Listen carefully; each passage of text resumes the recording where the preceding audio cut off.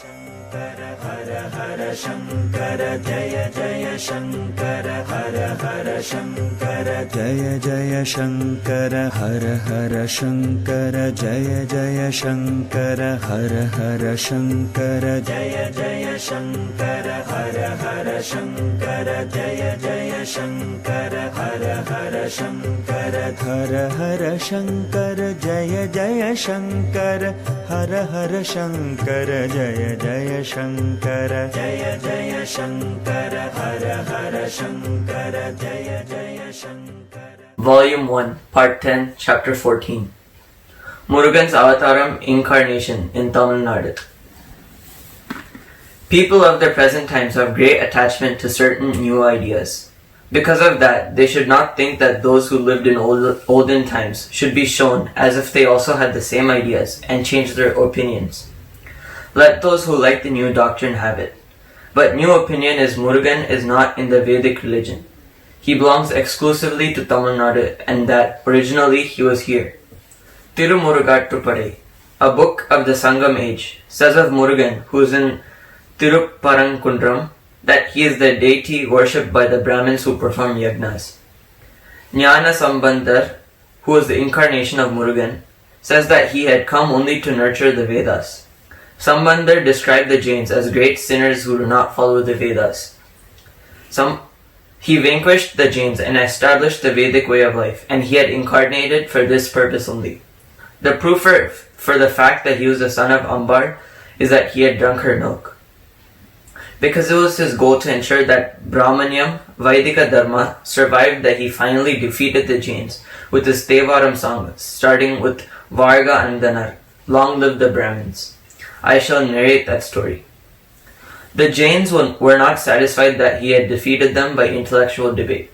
They were not satisfied even after the Pandyan king was cured of leprosy by the special power of the Vibhuti, the holy ash. Perhaps they had thought that the disease got cured on its own. They proposed a miracle, which could not be rejected, to establish the religion.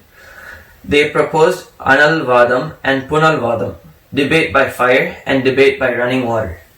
Both the sides should write their doctrines on palmyra leaf and throw it into fire, and the leaf that does not get burnt is the truth. This is debate by fire.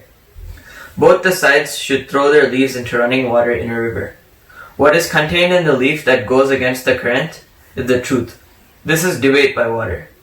First in Analvadam, Sambandha Murthy Swamigal 1.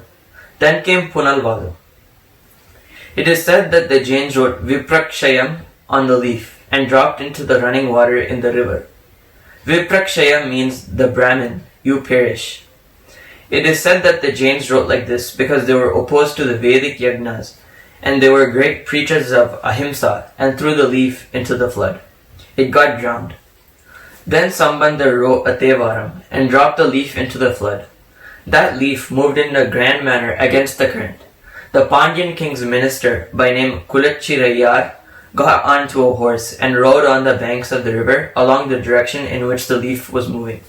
Then Sambandar sang a padigam, a set of 10 stanzas, and made the leaf stop in the midst of the river.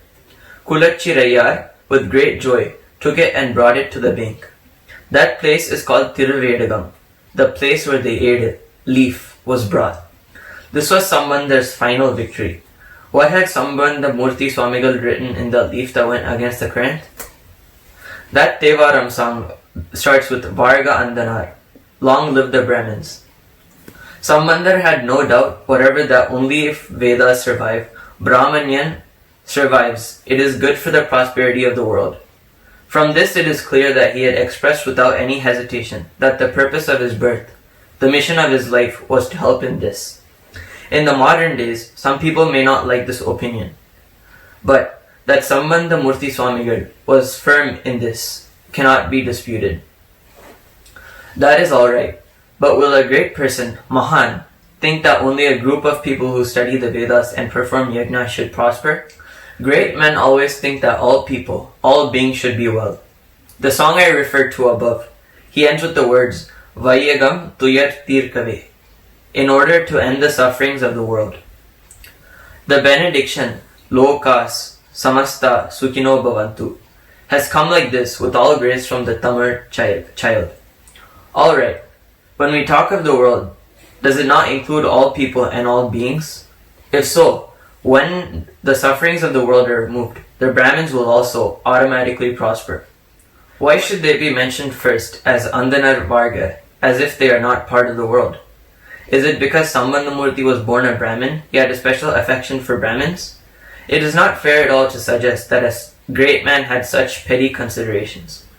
His goal was the welfare of the world, but the means to attain it are only Vedas and Yajnas. That is why he separately made first mention of those who were performing the duties enjoined by the Vedas. There was no partiality. The Brahmins, the Devas, the cows, may they prosper. May the cool rains fall, and may the king achieve greatness. It is only when offerings are made to the Devas of the heavens that it will rain. Cool water will fall. It is only when it rains and there is plenty of rain, the state will be prosperous and the king will gain glory. In between, why is there a special mention about cows? Are they not part of the world mentioned at the end? You said that the reason for making a separate mention about Brahmins is that they are performing the duties of yajna. That is alright. Why a separate mention about cows, you may ask?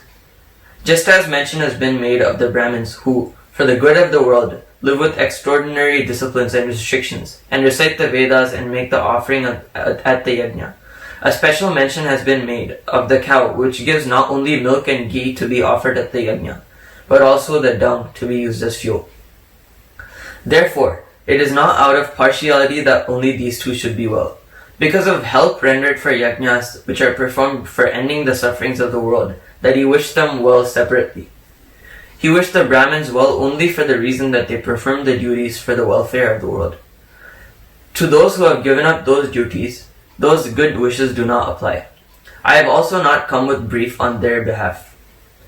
It is clear that it is Sambandhar's philosophy that if yajnas take place all over and the Vedic way of life goes, all that is evil will be burned out. The Vedic way of life is a big river. Just there are several bathing ghats in a river. In the Vedic way there are also many like Saivam, Vaishnavam, Shaktam, etc. Sheikh Girard says that Jnana Sambandhar came to make the Shaiva branch shine. Therefore, he says that where Veda Dharma prospers, all over Shiva's name should be heard, Hara's name. If this were so, all people in the world will be happy, not one jati of people, not only for our Bharat or our Hindu society. Keeping the goal of the welfare of the people, some people should perform yajnas and for this wish them well. It was the purpose of his avatara to establish their dharma. From this, it is clear that it is the purpose of Lord Subramania's avatara to be the deity for the Vedas, reject other religions, and establish the Vedic way of life. I shall tell you about the Subramanya avatar which took place in the north. Jaya Jaya Shankara Hara Hara Shankara Jaya Jaya Shankara Hara Hara Shankara Jaya Jaya Shankara